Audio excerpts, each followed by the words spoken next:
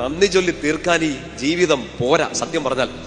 പക്ഷെ ഈ പരാതിയെ കുറിച്ച് ചിന്തിച്ചുകൊണ്ടിരുന്നാൽ അത് നമ്മുടെ മൈൻഡ് പിന്നെ ഇരുട്ടിലേക്ക് കൊണ്ടുവരും.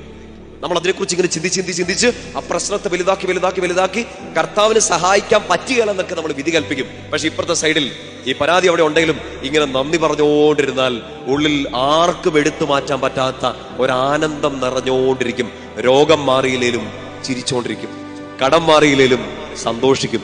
ഒരു തീക്കകത്ത് വീണ് കിടക്കാണേലും സങ്കടപ്പെട്ടിരിക്കുന്ന ഒരാളെ ആശ്വസിപ്പിക്കാൻ നിങ്ങളെ കൊണ്ട് പറ്റും. വലതുയോർത്തി ശക്തിയോട് പറ ഹല്ലേലൂയ.